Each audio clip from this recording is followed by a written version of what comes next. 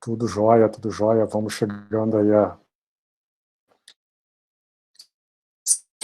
de aula. Eu espero que vocês não estejam muito assustados aí com o curso. Boa noite. Com todas as disciplinas, né?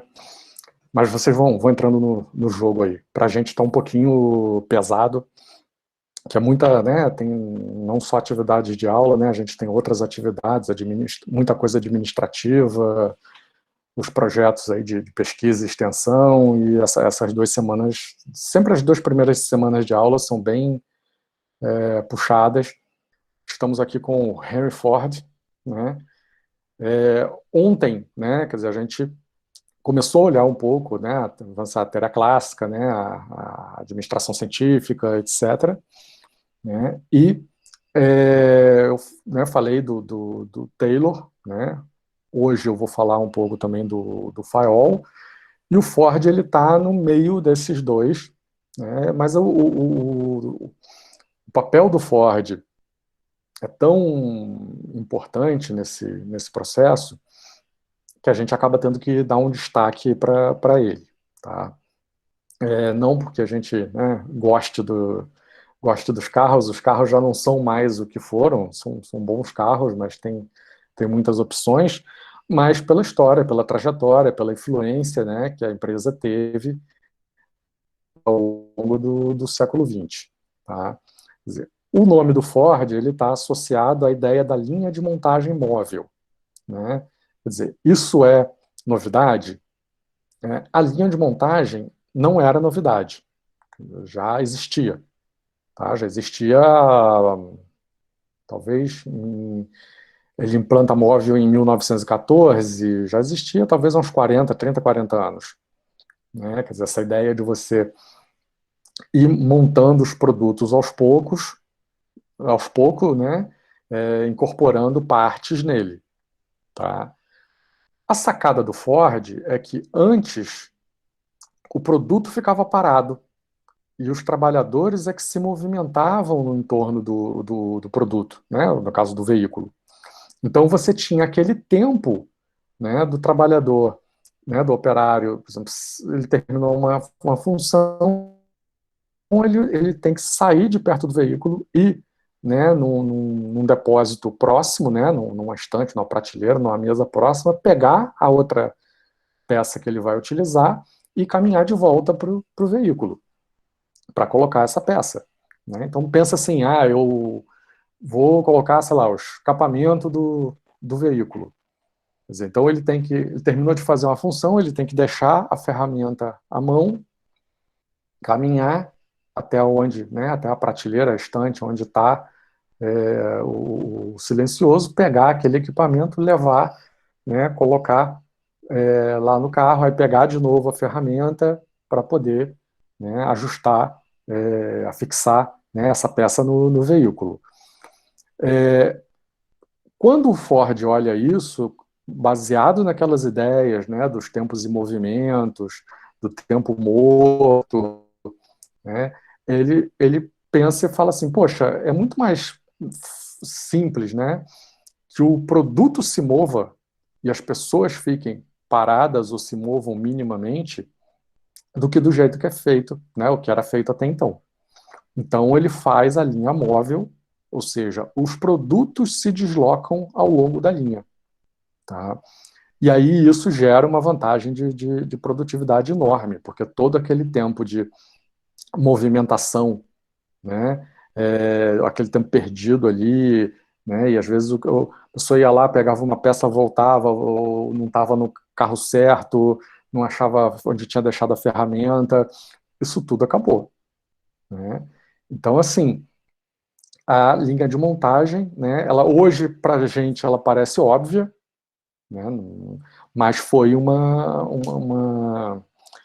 sofisticação, né, um aprimoramento de algo que já existia e que foi muito relevante para a indústria. Né? Quer dizer, como está comentado aqui, quer dizer, o Ford não é o inventor da linha, mas ele é responsável, né, por uma série de inovações.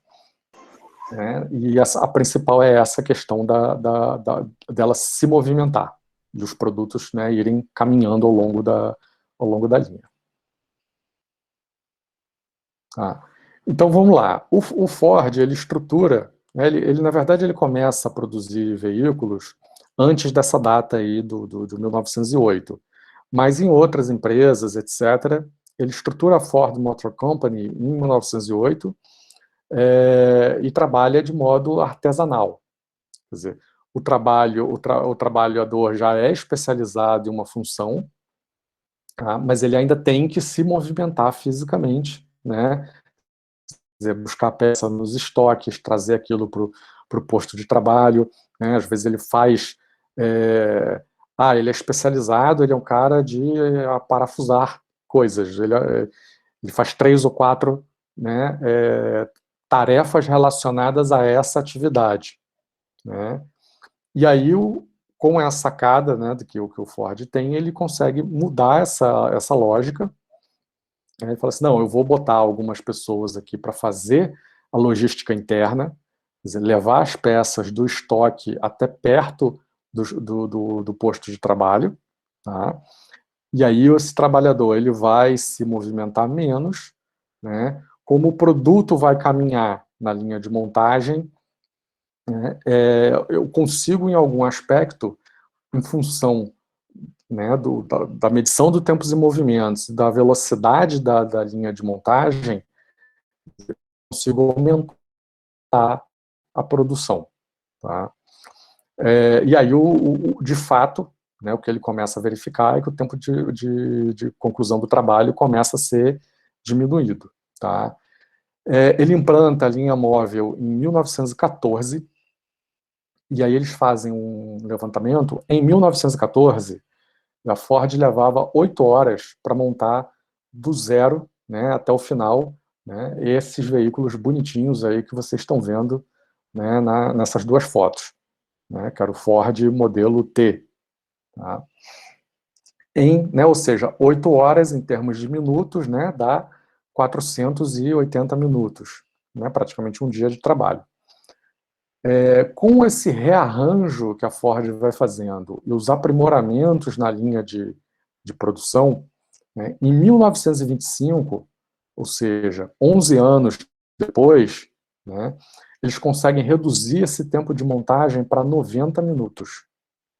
Né, ou seja, né, de 480, né, para 90, quer dizer, onde você fabricava um carro, né, você fabrica, né, 6, 5, em torno de 5 carros, 5 para 6, né, na mesma linha de produção, né, com os mesmos recursos, né, de pessoal. Tá? Então, assim, é um ganho de produtividade colossal, né, bastante significativo, né, que a gente não consegue nem, assim, imaginar, parece que não é verdadeiro. Tá? E isso permite, obviamente, né, que os custos fixos, né, da produção, e até mesmo os variáveis, né, eles caiam bastante, que o preço do produto final caia. Né? Na verdade, deixa eu fazer uma correção. Né, que o custo fixo, né, daquela fábrica seja dividido ou diluído em mais unidades, né? O custo variável ele sempre cresce, porque quanto mais variáveis você adiciona, né, maior fica esse custo, mas ele não cresce exponencialmente. Quando você soma a parcela do custo fixo e o custo variável, quer dizer, você, na verdade, quanto mais você produz, menor é o teu custo de produção.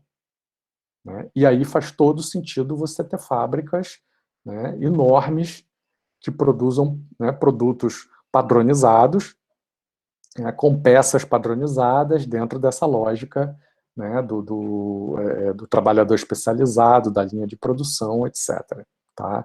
Então, assim, esse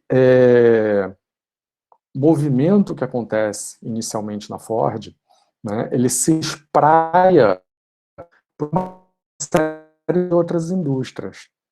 Né? E eu vou explicar um porquê, um dos motivos. Se você pensar, deixa eu ver até o que está aqui depois. Tá, deixa aí. Se você, daqui a pouco eu chego aí na parte dos operários. Se você pensar numa montadora hoje, né, a ideia que a gente tem, o nome já diz, não é fábrica, é montadora. Quer dizer, ela recebe as peças, as partes, e ela junta essas partes e monta um veículo. Né? E as montadoras atuais são todas assim. Né? Algumas, inclusive, têm, por exemplo, fábricas de motor. Né? Então, por exemplo, motor, que é um componente complexo, é feito em outra linha de produção, ele já vem pronto.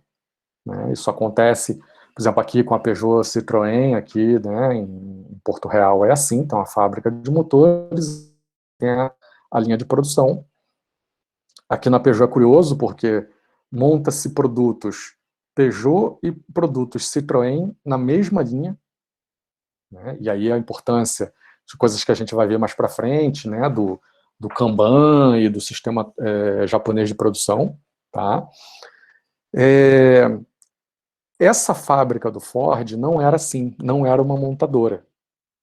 Era uma fábrica de fato. Né? A Ford, ela nasce numa cidade lá nos Estados Unidos chamada Detroit, né? Lá no norte, perto dos Grandes Lagos lá, né? Entre Nova York e Chicago. É onde basicamente nasce a indústria automobilística nos Estados Unidos. É razoavelmente perto de Pittsburgh, que era a cidade que era o epicentro da indústria de siderurgia, né, e aço é um elemento central para se fabricar carros. Tá? Então, assim, as chapas de aço, né, a Ford recebia numa linha de trem. Né, mas muitos outros componentes ela fabricava ela mesma. Né? Então, por exemplo, vidro. Existia uma fábrica de vidro, né, dentro da Ford, lá do parque industrial da Ford, que produzia vidro para os veículos. Né? Pneus. A Ford produzia seus próprios pneus, né, até um determinado ponto, depois sim ela passou a comprar. Então, para isso, ela comprava, né, borracha no exterior, levava para os Estados Unidos, transportava. Né? Então, você tinha dentro da fábrica um ramal de trens, né, que chegava, que vinham trazendo esses produtos. Né? Idem, né, estofados, estofamento dos veículos. Quer dizer, a Ford tinha uma linha onde isso era produzido internamente. Tá? Era tão grande, né, e vocês, aqui em Volta Redonda, a gente consegue ter essa dimensão, né, você olhar para a CSN, né, imaginar que nos anos 80 tinha cerca de 40 mil pessoas trabalhando na CSN. A CSN era uma cidade internamente, né, a gente vai daqui para Barra Mansa, você vai beirando ela por quilômetros, né, e você tem a fábrica de gases, você tem, né, a aciaria, você tem o lingotamento, né, você tem uma série de atividades, né, e a Ford, nesse período, em Detroit, ela chegou a ter 120 mil funcionários, né, operando nas suas linhas de produção. Tá? Ou seja, né, era uma enormidade, uma cidade. Né? E o Ford, o Henry Ford falava que ele não fazia muita propaganda, que a principal propaganda dele, né, era o estacionamento da Ford, porque ele conseguia fazer o carro ser, né, o veículo ser barato, ser acessível, né, ele conseguia pagar melhor ao próprio funcionário, e muitos funcionários, né, uma grande parcela dos funcionários, tinham carro. Né? O que para 1915 é um avanço significativo. Né? 1914, 1920, é um avanço significativo. Né? Você pensar que um operário, né, era capaz de ter um veículo próprio, por mais simples que fosse. Nesse período, até então, né, carro era uma coisa, né, para rico, uma coisa de luxo. Né? Os primeiros que foram trazidos para o Brasil, alguns que eram fabricados na Inglaterra, na França, no próprios Estados Unidos, né? Eram produtos para milionário, para gente com muita grana, etc. Então o Ford ele consegue começar um processo de popularização, né, do acesso a esses bens de consumo. Né? No caso do carro, um bem de consumo durável. Tá? Então, a gente pensar hoje né, um parque industrial com 120 mil pessoas dia se movimentando, né, quer dizer, pensa no tamanho dessa empresa, dessa economia, pensa refeitório, né, para esse pessoal todo, vestiário, estacionamento, né, linha de ônibus, linha, provavelmente parte era transportada também por trem, né, se você pensar que a Ford tinha dentro desse complexo uma empresa de energia elétrica, porque ela precisava gerar energia elétrica, né, energia ainda era uma coisa nova, né, tinha 20 e poucos anos que tinha sido, né, inventada a lâmpada, e aí ainda estava em desenvolvimento todo o processo de energia, acho que era uma planta a carvão, inclusive, né, para gerar energia, né, para operar esse complexo. Né. Então, assim, é um tipo de fábrica que hoje não é mais viável ou imaginável. Tá? Só fazendo um parêntese, já que eu falei de CSN, né, dizer, quem é né, de Volta Redonda, tem família aqui, tem algum parente que trabalha na CSN, né, o pai, o tio, o avô, o irmão, é normal. Eu não sou daqui, mas já me habituei, né, a família da minha esposa é daqui, e a gente tem, né, vários ex-CSN na família. Curioso que a CSN operava nos anos, né, 80 até o início dos anos 90 com cerca aí de 40 mil pessoas, entre funcionários e terceirizados. Tá?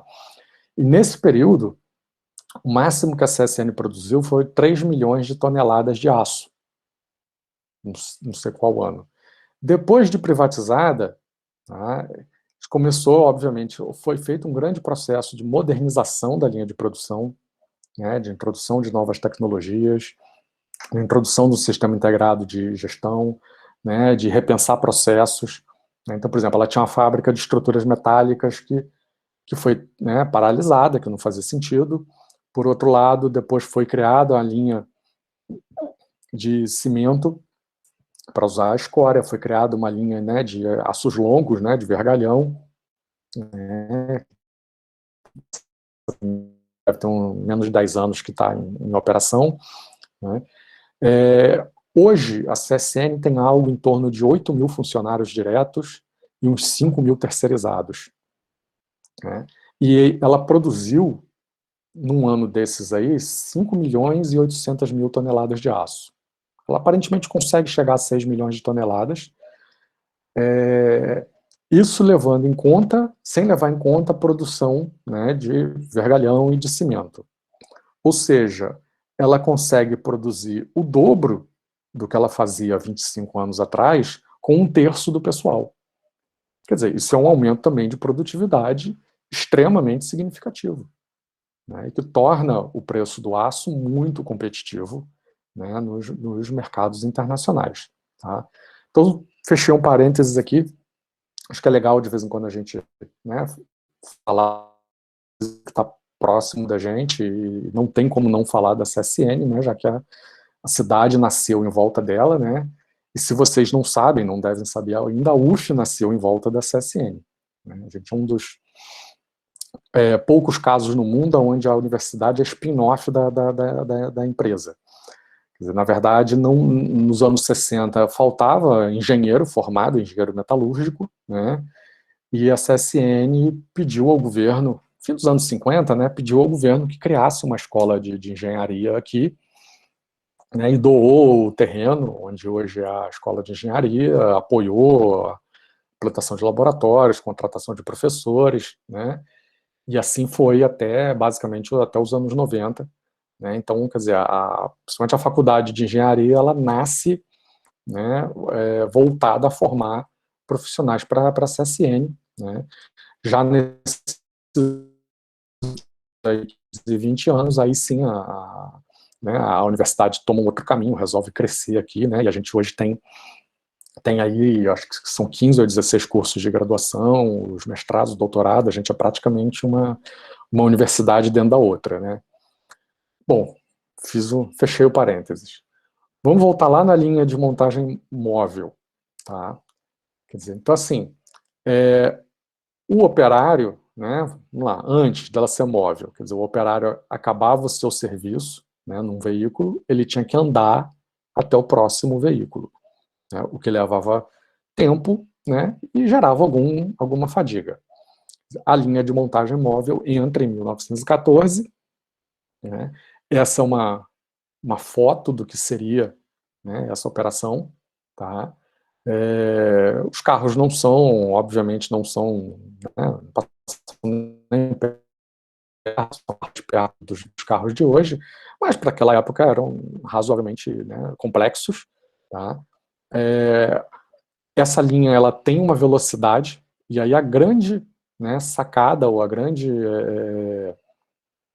dificuldade era você conseguir, né, manter a linha de produção numa velocidade, né, que os trabalhadores conseguissem, dentro dos seus tempos médios de produção, né, conseguissem fazer suas atividades.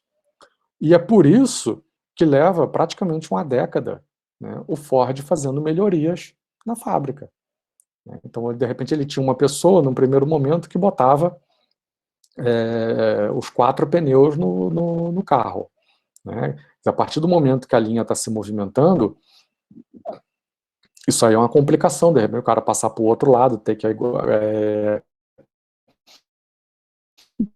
pegar o pneu, né, digamos, os pneus ficassem todos estocados no lugar, né, ele tivesse que pegar 2, levar primeiro, instalar de um lado, depois pegar mais 2 para instalar do outro lado, né, a gente passou a fazer mais sentido você ter 2 pessoas, uma de cada lado, fazendo isso. Né.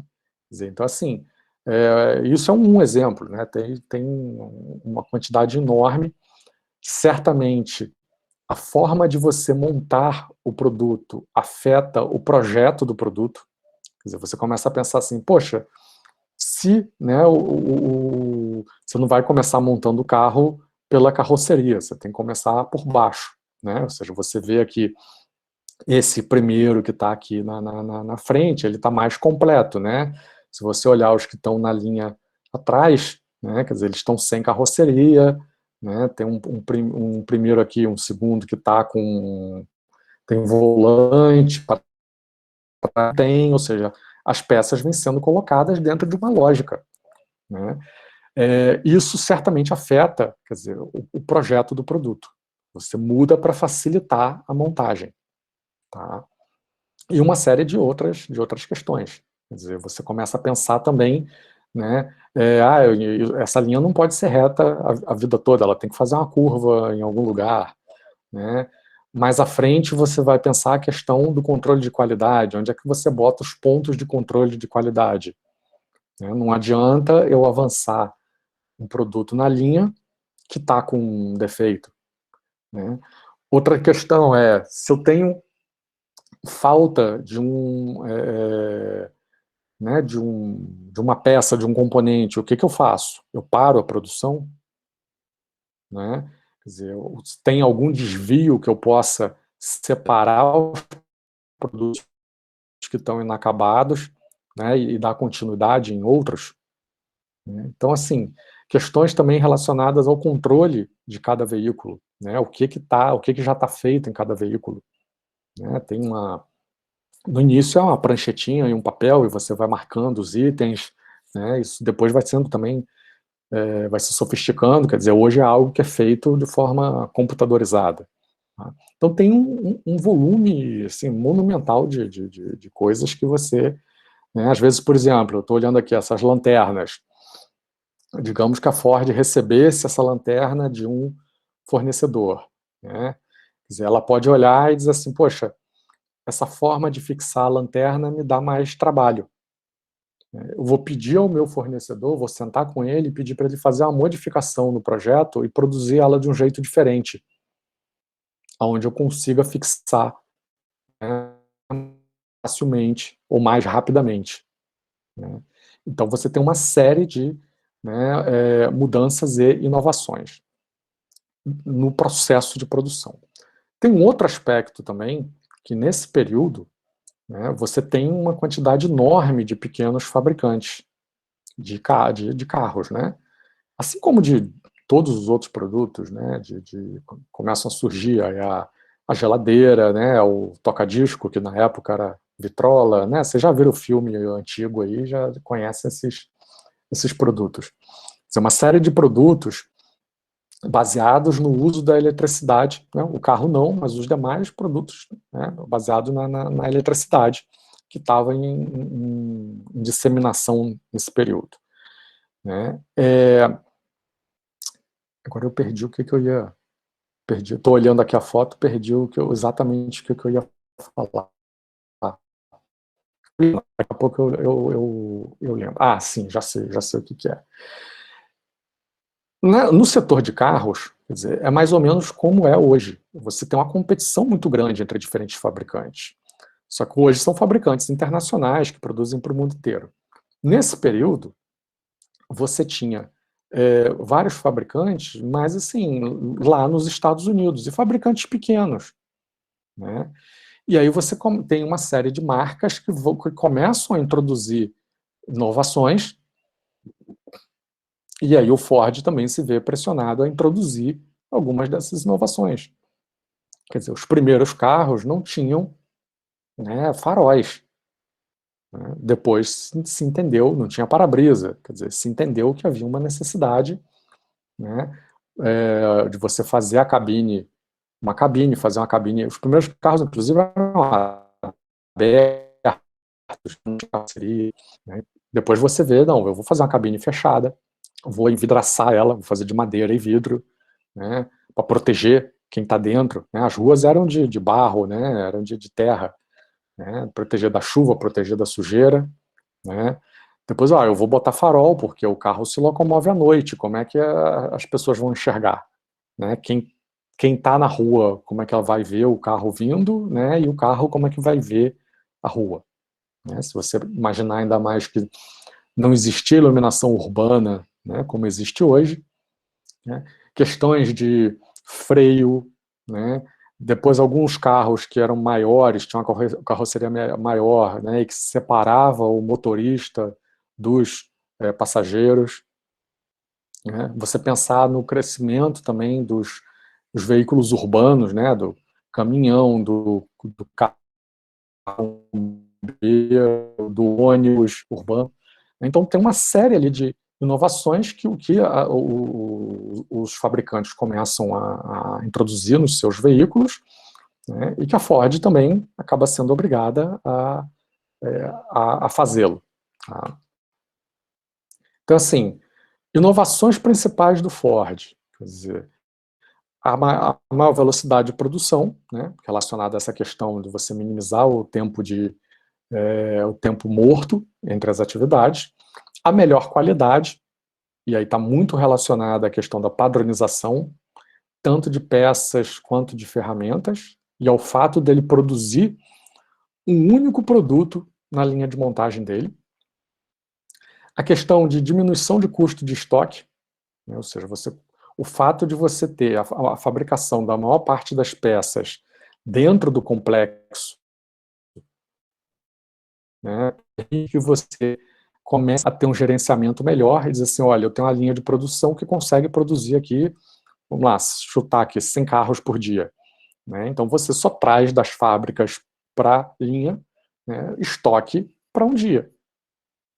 Né? Você começa a fazer, né, esses arranjos.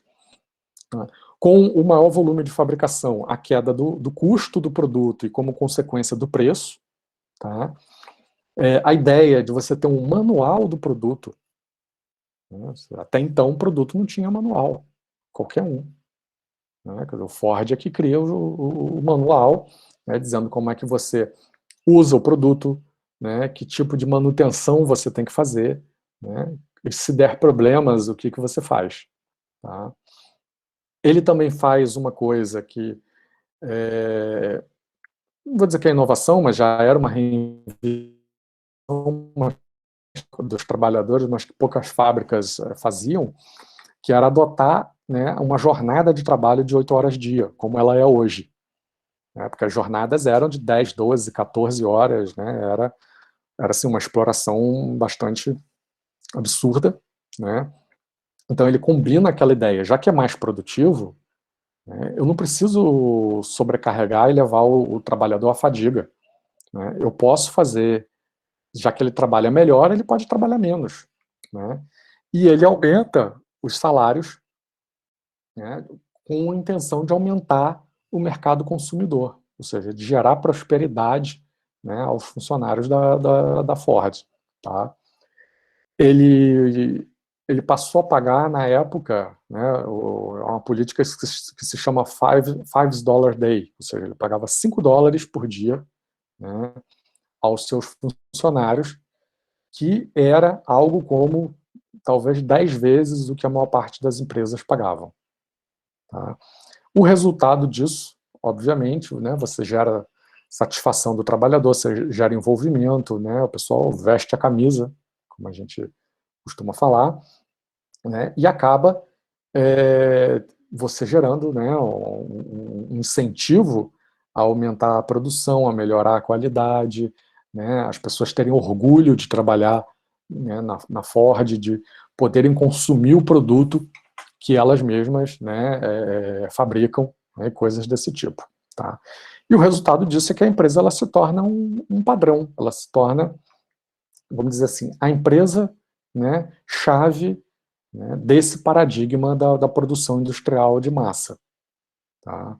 Da mesma forma como hoje, né, a Microsoft é a empresa paradigmática, né, dessa revolução da TI, né, porque afinal a gente usa o Windows, o Office, mesmo que não use o, né, eu uso o Mac, não uso o Windows, mas a lógica é a mesma, mas uso o Office, porque eu não consigo operar com outro, né, o meu modelo mental já está todo, né, treinado para esse tipo de produto. Né, e lá no período de produção industrial é exatamente isso, quer dizer, uma empresa que quisesse se tornar, né, eficiente, eficaz, lucrativa, né, ela tinha que seguir o caminho da Ford. Tá? Isso é bastante, e a gente vê uma série de empresas indo nessa linha. Inclusive uma que ela, em algum aspecto, ela poderia ter servido de exemplo para a Ford, serviu para muitas outras empresas, né? Mas que por uma série de questões ela virou, a Ford é que acabou virando exemplo para ela, né? Que é a empresa que a gente conhece hoje como GE, né? Que é a General Electric. Essa empresa ela foi criada pelo Thomas Edison, né? Que é o pai da energia elétrica, né? O pai da lâmpada. Né? O Edison era um inventor, né? Uma pessoa de tecnologia, mas também era um empreendedor, um homem de negócios. Né? Ele cria o Edison, quando, ao longo da vida dele, ele teve cerca de 10 mil patentes depositadas. Obviamente, uma série dessas patentes, na verdade, né, as invenções não eram dele, né, eram do laboratório dele, né, e ele acabou assumindo isso, mas ele que criou o ambiente onde essas inovações, essas invenções eram desenvolvidas. E o Edison, ele, além de inventor, né, ele cria a empresa, né, na época começou chamando Edison, inclusive, depois que virou General Electric, para explorar o mercado de produtos, né, baseados em energia elétrica. Pensa você, né, para a gente é um pouco difícil hoje ter essa noção, mas, tudo bem, legal, o Edison chegou lá, inventou a lâmpada daquele jeito que tem, aquela lâmpada incandescente, né, que a gente hoje nem usa mais, com aquele filamentozinho, e ela ficou acesa e durou um bom tempo. Aquela lâmpada, na verdade, ela não funciona sozinha. Né? Ele não pegou, inventou a lâmpada, foi lá e atarrachou no bocal. Né? Na verdade, não existia o bocal, não existia o interruptor, não existia a linha de transmissão, não existia nada.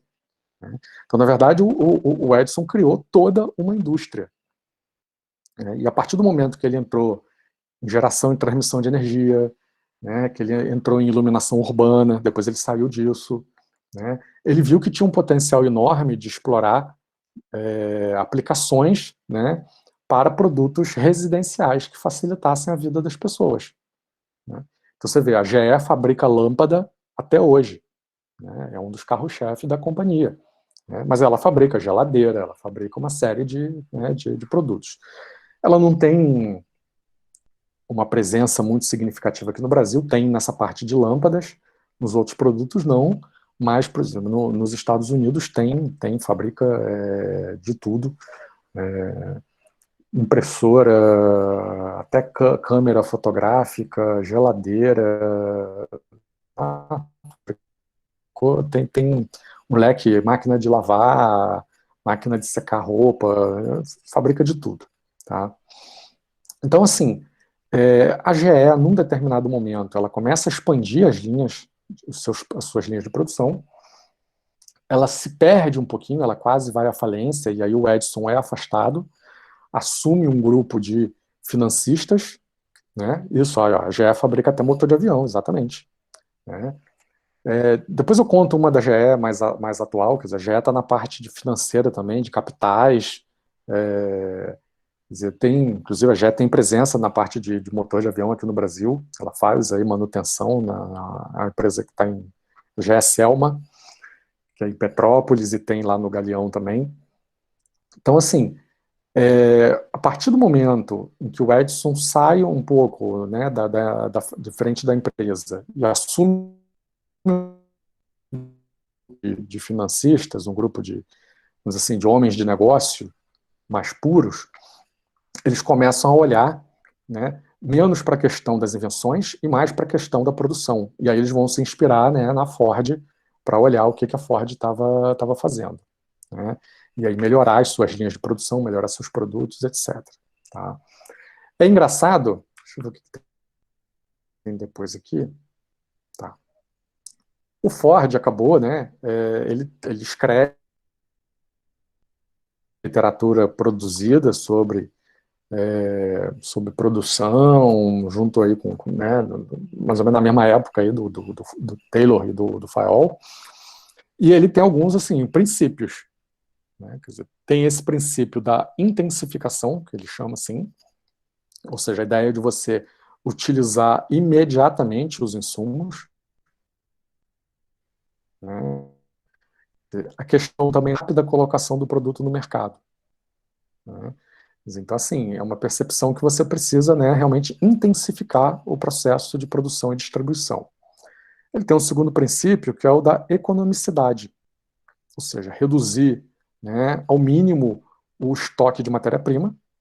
Claro, isso faz todo sentido, porque matéria-prima, né, você tem lá um monte de para-choque, motores parados, né, é capital parado, né, e dependendo do tempo que fica parado, inclusive, ele se deprecia, né, porque, por exemplo, um para-choque daquele fica lá, uma pilha de para-choque lá 6 meses parada lá no estoque, né, ela vai começar a enferrujar, né, não tinha a qualidade da pintura, né, também que tem hoje, etc. E a ideia de que o automóvel deve ser pago antes de pagar salários e matérias-primas. Ou seja, ele tinha que vender rapidamente o produto, né, para pagar os seus funcionários e pagar os fornecedores já com, né, o dinheiro que ele recebia daquele produto. Então ele precisava negociar prazos de pagamento, né, principalmente das matérias-primas, ele precisava ter um fluxo de caixa, né, bem estruturado. E o terceiro princípio, que é o princípio da produtividade, né, da especialização e da linha de montagem, né, no caso dele, móvel.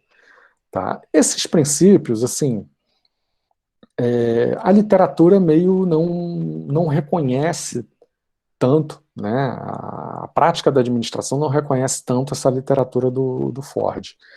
Tá?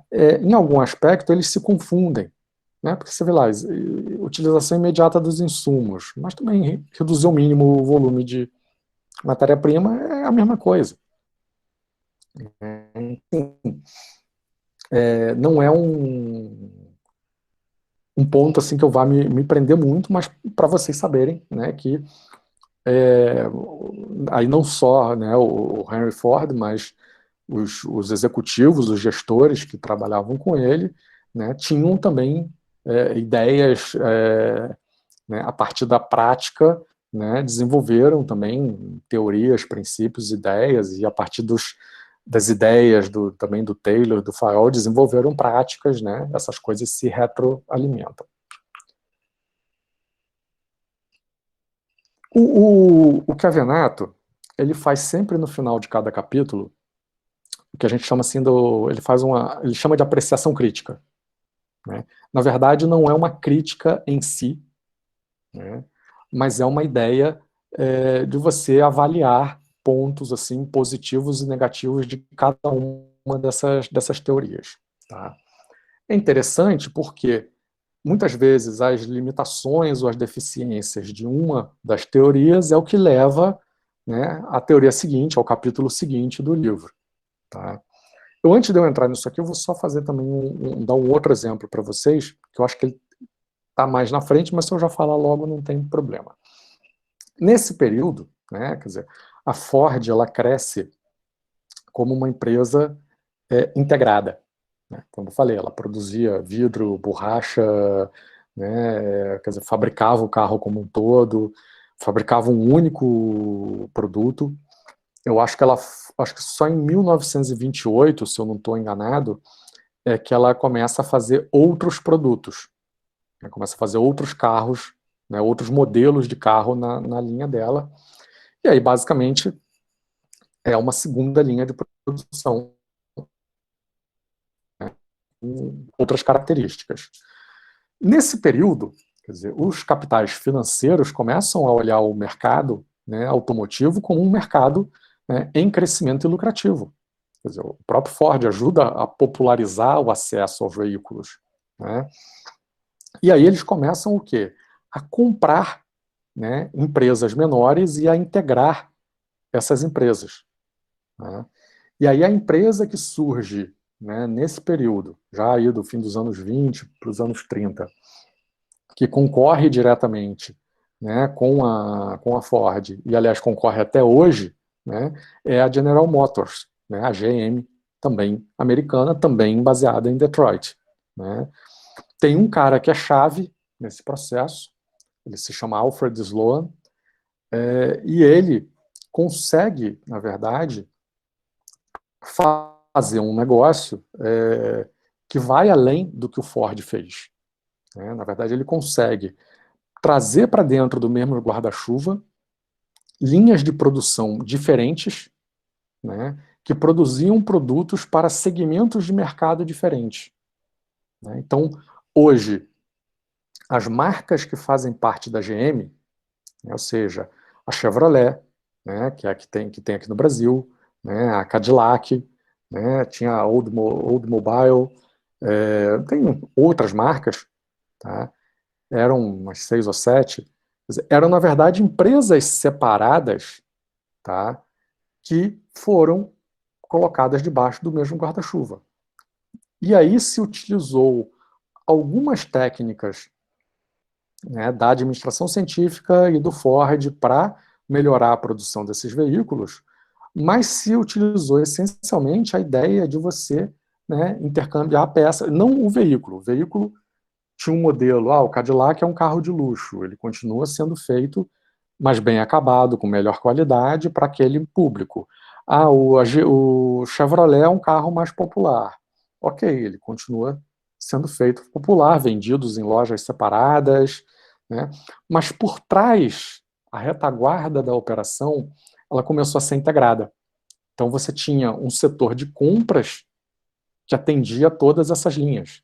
Você tinha um setor de recursos humanos que atendia todas essas linhas, né? Você começou a integrar a operação, né? E aí nasce a empresa conglomerada do jeito que a gente conhece hoje, tá?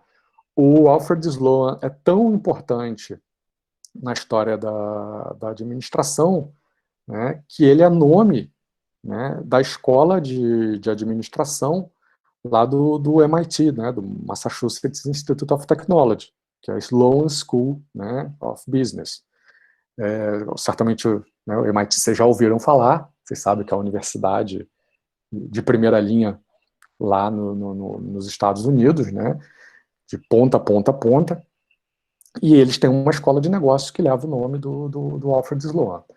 Né? Então, assim, a GM, ela, enquanto a Ford se especializava excessivamente num produto, né, a GM conseguia produzir também, mas produzir um leque mais amplo. Né? E aí, a partir dos anos 30, você tem as discussões de escala e de escopo dentro da administração, que vem na economia e na administração. Né? Quer dizer, a discussão de que, olha, esse produto é um produto para ser produzido em grande escala, né? Ou essa empresa, na verdade, faz uma variedade de produtos, né? E tem aí uma economia de escopo. Deixa eu parar um pouquinho aqui, que eu vi que tem vários comentários aqui, vou responder vocês aqui um instantinho. Se teve alguma mudança significativa por conta da crise de 29. Na verdade, assim, do ponto de vista técnico, não. Tá?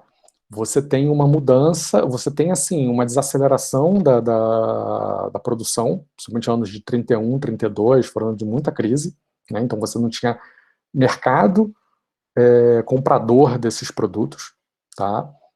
Você teve muita empresa pequena que quebrou, e isso foi positivo para as grandes, para quem estava preparado. Tá? Pergunta assim, se isso tem a ver com holding, conglomerado, e holding é a mesma coisa. Né? Holding é o termo que a gente usa hoje. A gente vai ver lá na parte de estratégia que tem umas distinções na nomenclatura, né? Que ela pode ser integrada, pode ser horizontal, pode ser, né, no mesmo segmento de negócios ou em negócios distintos. Lá na frente a gente vai ver isso. Tá? Pergunta aqui, tem um paradoxo. Tem sim, olha só. Né? A pergunta aqui é interessante. Né? Podemos dizer que existe um paradoxo entre as melhorias nas condições de trabalho, proposta por Taylor, e os problemas gerados ao trabalhador através do mecanicismo a longo prazo? Sim. Tá? A resposta é sim. E, inclusive, é uma das críticas que a gente vai olhar aqui. Quer dizer, ok, existe né, melhoria nas condições de trabalho, melhor treinamento, etc., mas essa coisa da repetição, da padronização, ela gera também assim, uma fadiga, né? Ela gera um cansaço e gera outros questionamentos. Né? O cara pode até pensar assim, olha, eu sou operário aqui da Ford, né? Ganho razoavelmente bem para o mercado, tenho um carro, tenho uma casa, consigo botar comida para minha família, mas, poxa, eu vou passar a vida inteira, né, apertando a porca e o parafuso número 3 do carro do Ford modelo T. Né? Quer dizer, tem coisas relacionadas a...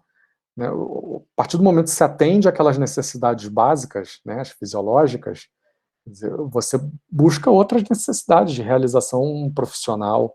Né? E aí esse cara olha e fala assim, poxa, eu nunca vou conseguir virar um supervisor. Né, porque eu não fiz engenharia, não estudei, etc. Eu sou operário. Pô, eu vou ficar a vida inteira fazendo a mesma coisa? Né, e se não for essa porca 2 e 3, vai ser do outro lado do carro a porca 4 e 5. Né? Então tem uma série de questões aí que são colocadas. Os sindicatos também olham, né, esse processo de aceleração, né, das linhas de produção como a escravização do homem. Né? Tem uma figura que passou aí em alguns slides, mas vocês devem conhecer o filme, é o Tempos Modernos, do Charlie Chaplin. Né? Isso, exatamente. A questão dos tutores de Maslow, e a gente vai ver aí a questão também das relações, da escola das relações humanas aí mais à frente. O Tempos Modernos do Chaplin mostra exatamente isso. Né, que o Chaplin, na verdade, ele é um humorista, né, ele faz uma paródia, né, do cotidiano, né, e ele é sugado, né, tragado pelos mecanismos de uma grande máquina, ele não consegue acompanhar o ritmo de produção cada vez mais rápido, né, daquela fábrica. Né, e é uma crítica social importante e relevante. É um pouco como a gente olhar hoje, né, e dizer assim, poxa, a informatização, né, a internet, os aplicativos, a indústria 4.0, vai tirar milhares de pessoas, né? Vai acabar com um volume enorme de atividades, vai tirar milhões de pessoas, né, empregos dessas pessoas, né? Como é que é isso? Tá? Então, a administração científica ela sofre críticas nessa linha, sim. Vamos olhar aqui.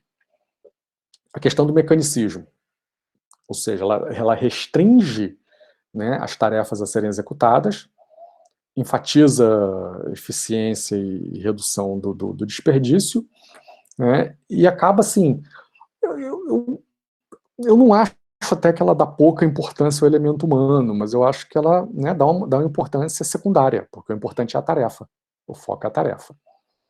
Ela olha os operários, sim, como instrumentos passivos, sem iniciativa, né? Ou seja, não tinha, por exemplo, uma abertura para um operário dizer, olha, eu acho que podia mudar isso aqui, né, esse processo, esse parafuso, essa peça, porque não está legal desse jeito. Né, está dando problema, não está ficando bem preso. Né, isso não era a função dele. Né, e provavelmente se ele fosse falar alguma coisa desse tipo, ia tomar um passa-fora, né, do supervisor e dizer, não, isso aqui é assunto do planejamento. Se o projeto veio assim, nós temos que fazer assim. Né. Essa suposição também né, do homem econômico, né, que trabalha mais porque recebe mais, quer dizer, você não leva em conta todos os aspectos motivacionais. Né? Quer dizer, uma coisa é, né, e a gente passa por isso na vida, né? Uma coisa é, por exemplo, vocês daqui a 4 anos, né, estão formados no mercado de trabalho, etc. Quer dizer, você é novo, você tem conhecimento, você quer construir coisas, você quer, né, ter um carro, você quer ter sua casa, você, né, quer casar, ter filho, etc. Né? A tua motivação é uma, né, para buscar essas coisas. Né?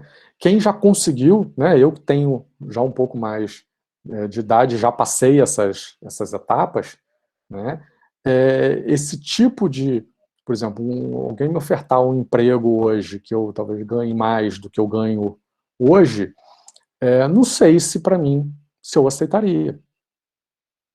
Porque tem outras coisas além do dinheiro, né, no processo. Então, por exemplo, para mim, trabalhar com, né, escolher os temas de trabalho e ter uma certa flexibilidade de horário, né, é algo que não tem preço. Né? Então, assim, tem uma série de questões outras, né, que precisam serem pensadas. Então, às vezes, $5 por dia para um operário que assim, que é novo, que mora ainda na casa dos pais, etc., é muito dinheiro, né? E para um operário que tem casa, esposa, 2, 3 filhos, é um bom dinheiro, mas não é tanto assim. Né? Então, esse é um aspecto que não é, né, considerado. Essa questão, e aí isso leva à desumanização do trabalho industrial. Quer dizer, você olhar o operário como parte da máquina. Inclusive, mais à frente vem, né, essa ideia realmente do mecanicismo. Tem o Burns e Stalker, que olham isso mais à frente, a gente vai chegar lá, né, como um tipo de organização. Né, essa questão da teoria da máquina, ou seja, que a gente, né, a gente e a máquina opera de uma forma integrada e que a gente opera na velocidade dela, não ela que opera na velocidade da gente. Tá? Uma segunda discussão é essa superespecialização do operário, né, porque em algum aspecto você não consegue aprender o todo, quer dizer, você aprende uma função, fica ali anos, depois você aprende talvez outra, mas você não entende, às vezes nem o que você está, não entende o que você está fazendo, como que aquilo entra no produto final. Né? E a gente vê muito isso, inclusive, hoje nas corporações atuais. Né? Você tem muito em rede, às vezes tem um gestor, um gerente ali no meio fazendo isso, quer dizer, ele te pede para fazer uma série de coisas, você faz, mas você não entende muito bem como é que aquilo vai entrar dentro de uma lógica. né? Eu tenho sempre essa percepção, como eu passava isso quando eu estava no setor privado, né, que eu era analista, especialista em projetos.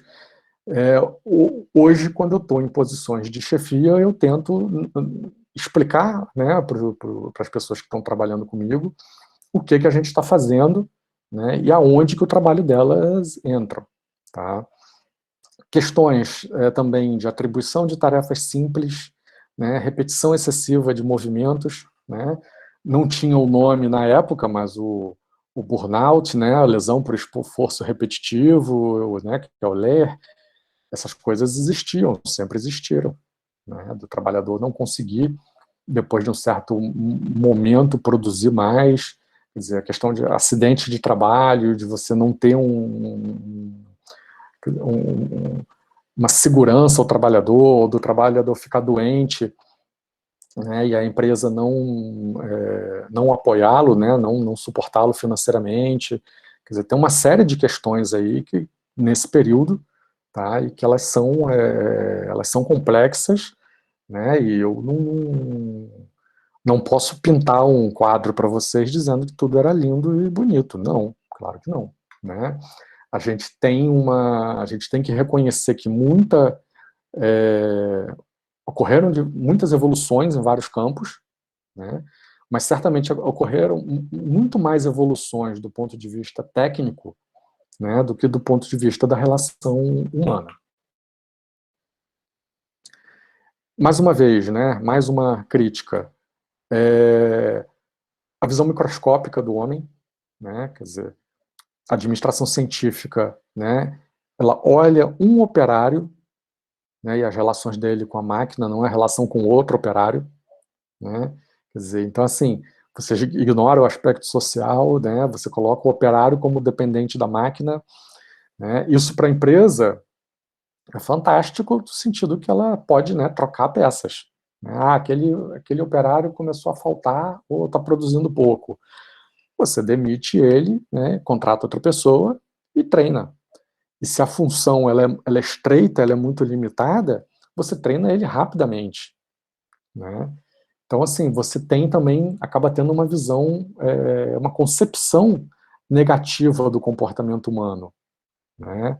Uma visão de que o homem é preguiçoso, é ineficiente, que ele tem que ser empurrado para trabalhar. Você tem que atrelar ele à linha de produção e chicotear para ele trabalhar. Tá?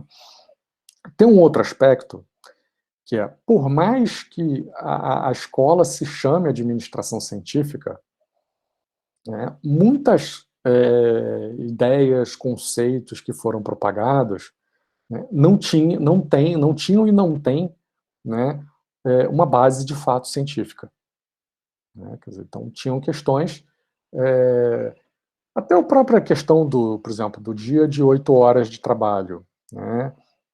Claro que a gente sabe que 8 horas é melhor do que 10 e 10 é melhor do que 12, né? Mas por que não 7? Né? Por que não 6? Né? Então, assim, você tem uma série de decisões, né, de criações que estão relacionadas a essa escola e à prática dos gestores, que estão revestidas de um aspecto científico, tá? Mas que não tem 100% de validação. Né? Nesse período, obviamente que ao longo aí do século XX, várias foram trabalhadas e isso melhorou bastante. Né? Então a ideia de, por exemplo, tempos e movimentos analisa como o operário faz, mas não pensa no porquê ele faz determinada ação. Né? Então isso mais à frente, com já a escola neoclássica, aí já trata, já aborda essa questão melhor. Tá? Deixa eu ver que horas nós estamos aqui. Tá, estamos bem, estamos com tempo, estamos bem. Tem uma questão também da limitação do campo de aplicação. Quer dizer, a escola da administração científica, ela não fala da gestão empresarial. Né? Ela trata de chão de fábrica. Operário, a relação ali de operário-supervisor, ou seja, aquele nível né, mais baixo da pirâmide, né, e ela não olha a estrutura da organização como um todo, ela não olha a parte de finanças, a parte comercial, né, nem existia direito marketing nessa época, né, ela não olha as demais funções administrativas, né, ela acha que aquilo é meio consequência ou vai a reboque, né, do fabricar bem com o menor custo ou na maior quantidade possível. Tá? A outra questão também é que ela é uma abordagem prescritiva e normativa, ou seja, né, é como você vai no médico, o médico te examina, pede uns exames, e aí ele te dá a receita do remédio que você tem que tomar. Né?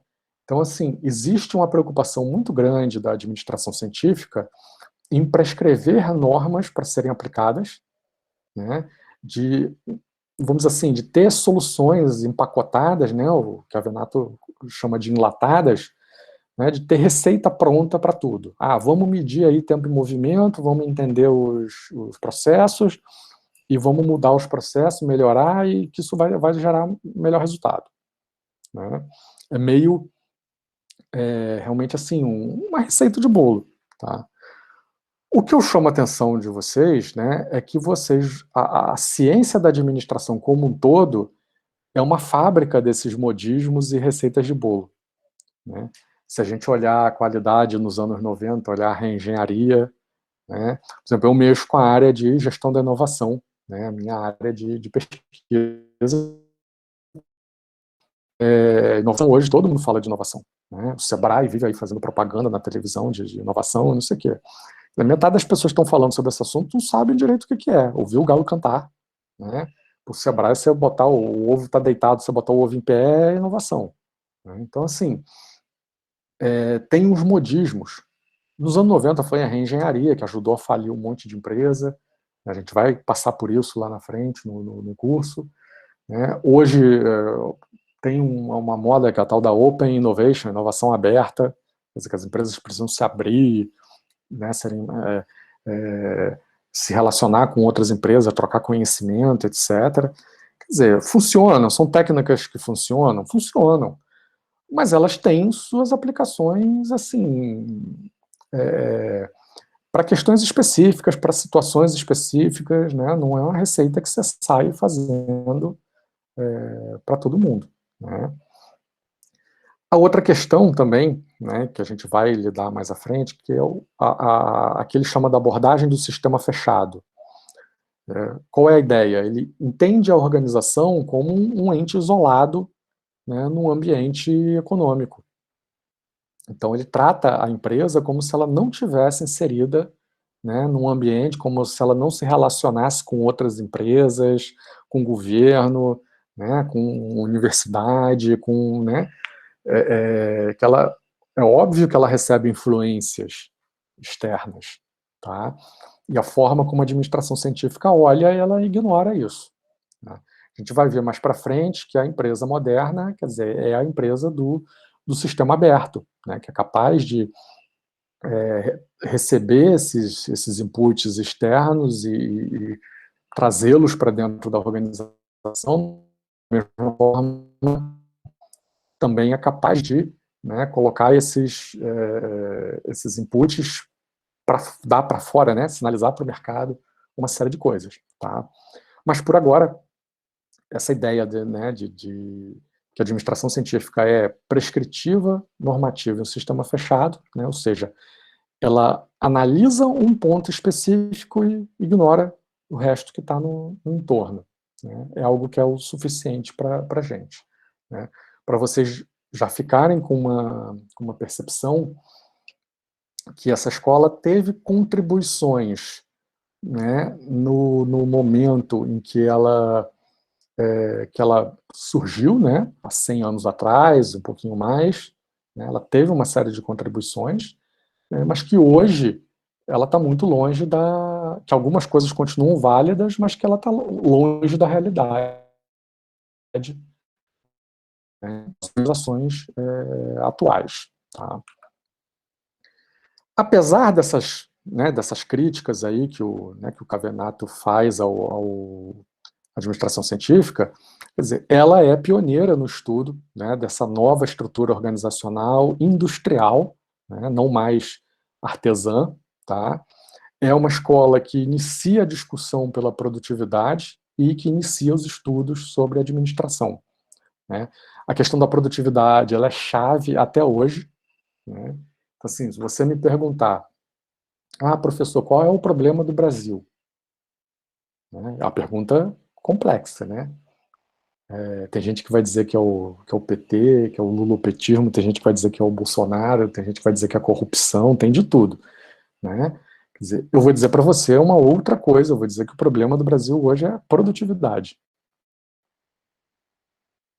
Quer dizer, nós temos um problema de produtividade sério no país, né, que está relacionado a uma série de aspectos, começando pelo baixo nível educacional, passando pela burocracia, pela excessiva burocratização, né, do serviço público e das instituições, por questões culturais, né, então, assim, produtividade é um elemento que é chave, né, para as empresas e para as economias. Tá? A ideia também, quer dizer, até então, até a administração científica aparecer, quer dizer, você não tinha faculdade, você não tinha um curso de administração, você não tinha faculdade de administração, você não tinha estudos, né? Você não tinha seção de livro de administração na livraria, né? Porque, na verdade, essa coisa era meio misturada, né? Você já tinha algumas escolas de negócio, né, e que misturava conteúdo de economia, de contabilidade, né, do que seria alguma coisa não vou dizer nem de administração, mais de engenharia de produção do que de administração, tá? Você tinha escolas de engenharia, mas você não tinha o ramo da engenharia de produção, né? E aí você, a partir desse momento, a partir aí dos anos 20, você começa a ter essas vou dizer assim, esse amadurecimento ou a emergência do campo da administração como uma ciência, né, a ser estudada. Tá? Então, assim, o Taylor acaba tendo uma influência violenta ao longo do século XX, né, dado o pioneirismo dele, né, idem para o Ford, né, quer dizer, o modelo de produção da Ford é algo que até a cabeça da gente. Quer dizer, você pensa, né, uma linha de produção, você associa, né, uma linha de produção de veículos, a linha móvel, né, os operários ali fazendo o trabalho no entorno dos veículos. Você não visualiza uma coisa diferente, porque é o que a gente vê na televisão, etc. Eu esqueci agora de tarde, eu botei uns links para a turma de ontem, da pós-graduação, esqueci de botar para vocês. Depois eu boto aí os gigantes da indústria que eu comentei ontem, e a fabricação lá da linha de produção lá, não lembro se é da Audi ou da BMW. Para quem nunca viu, assim, é um choque. Né? Pessoal, então assim, feita essa passagem pelo Taylor, né, pelo Ford, chega, né, na outra perna da história, que é o Fayol. Tem outros autores, mas vamos simplificar, que é a ideia da teoria clássica da administração. Né?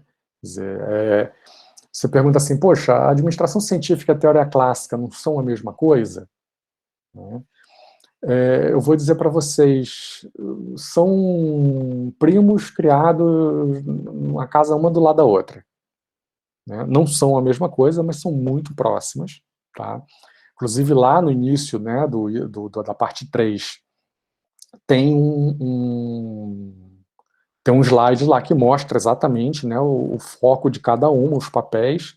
Quer dizer, tem partes que são absolutamente comuns e tem uma ênfase numa coisa ou outra um pouco diferente. Tá? Falando um pouquinho de novo, então, da abordagem clássica. Né? A teoria clássica da administração, junto com a administração científica, formam o que a gente chama de abordagem clássica, quer dizer, decorrente aí das inovações, né, da segunda revolução industrial. Tá? A administração científica do Taylor, ela foca mais na produtividade do operário, né? Quer dizer, ela está olhando ali, né, processos, tá? E a teoria clássica, né, da administração, que vem essencialmente do Fayol, né, ela olha a discussão de eficiência através da estrutura organizacional. Né? Então, aquela ideias do desenho organizacional, do organograma, do funcionograma, né, que é como a organização funciona de fato, né, a ideia de cadeia de comando, de quantas pessoas, né, pode ter embaixo de um gestor, né, são uma série de discussões que não eram feitas pelo Taylor, né, e que são feitas pelo Fayol. O curioso também é que todos esses autores da chamada abordagem clássica, eles acabam sempre fazendo algum paralelo, né, mesmo que isso não apareça, às vezes, escrito, com organizações militares. Né, quer dizer, os exércitos são um tipo de organização, né, assim como os governos, que estão aí há muito tempo, né, e que se estruturaram há muito tempo, que tem uma lógica própria, que tem seus desenhos próprios, etc. Então, alguns desses autores, eles essencialmente eles olham empresas, né, mas eles às vezes fazem a comparação também com estruturas militares, né, para entender como determinadas lógicas funcionam. Né. Então, por exemplo, no caso né, tem que eu comentei que a gente vai ver, acho que mais umas 2 semanas. Tem 2 autores, chama Burns e Stalker, eles produziram junto uma visão, né, que é essa visão dual, que ou a empresa ela é mecanicista, né, essa coisa dura da taylorista, ou, né, é a empresa mais, que eles chamam de organicista, né, mais orgânica, mais focada nas pessoas, etc. Quando eles olham isso, essa classificação serve para a gente pegar uma empresa, uma organização e analisar, né, para que lado que ela está. É óbvio que, né, uma organização como uma força militar, né, como o Exército, a Marinha, a Aeronáutica, ela tem que ser mais rígida, ela tem que ser mais mecanicista. A cadeia de comando tem que estar mais clara, a tomada de decisão tem que ser rápida, né, a questão né, autoridade, responsabilidade, poder, essas coisas precisam estar muito bem esclarecidas. Né? E quando você olha uma estrutura militar, está muito bem esclarecida lá, por exemplo, a questão da hierarquia nas patentes. Né? Quer dizer, o cara é cabo, depois ele vai a soldado, depois ele vai a sargento, o outro que estuda já entra como tenente, e cada um tem a sua função. Né? Então, essa estrutura, ela é mais rígida, né? Ela segue, né, uma visão mecanicista, e ela tem que ser assim. Né? Quer dizer, não dá você estar no campo de batalha, né, e o general chamar assim, não, pessoal, vamos parar para fazer uma assembleia para discutir aqui como é que nós vamos atacar o inimigo. Não dá para fazer isso. Né? Se você for fazer uma reunião, pronto, morreu todo mundo. Né? Tem que ter, né, uma hierarquia, quem define a estratégia, quem está lá em cima, né, e coisa desse tipo. Já em outros tipos né, de organização, você pode ter modelos distintos. Né? Então, a gente olha, por exemplo, né, a universidade hoje. Ela é a universidade pública, né, como a UF, a UFRJ, né, as federais. Elas têm uma estrutura muito mais, né, organicista, mais orgânica, as hierarquias são mais brandas, você tem estruturas colegiadas para tomar decisão. Né? Quer dizer, eu sei que ao longo do curso vocês vão ter aí as dificuldades de vocês com a secretaria, com o coordenador. O coordenador está me sacaneando. Mas às vezes não é isso, são regras que são definidas e que né, em média, para o bem geral de todo mundo, para o curso funcionar, e que não necessariamente é definido pelo coordenador, ele não tem esse poder. Né? É definido por um colegiado de professores, seguindo normas maiores da própria UF e do MEC e do Conselho Federal de Administração, né? que desenham como é que o curso tem que operar. né? A gente tem algum grau de flexibilidade, né? Mas, por exemplo, o coordenador de curso tem muito pouca flexibilidade, né? Quer dizer, não dá para você chegar para ele, me libera aí para eu fazer logo, sei lá, TCC 2, né? Monografia antes do TCC 1. Né? Quer dizer, ele não pode fazer isso, o curso foi desenhado desse jeito, né? E não foi ele que desenhou, né? Ele tem a responsabilidade de fazer funcionar, né?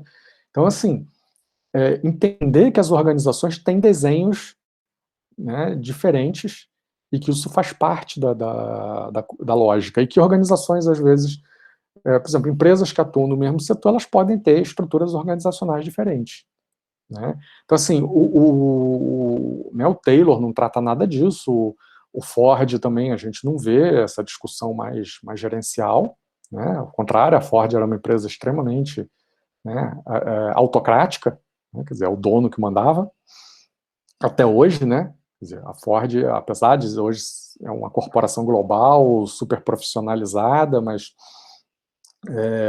com capital em bolsa, mas o presidente até pouco tempo era o Henry Ford III, né? E ele saiu da presidência, foi para o conselho de administração, né? Então, ou seja, a família continua sendo controladora da empresa, né? Então, assim, são características, né, que cada organização tem, e a gente vai começar a ver isso, né?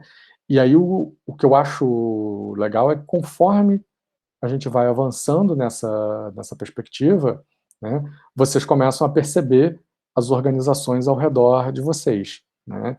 E essa é que é eu brinco assim, essa é que é a magia do negócio, né? Quer dizer, para isso que a gente tá aqui.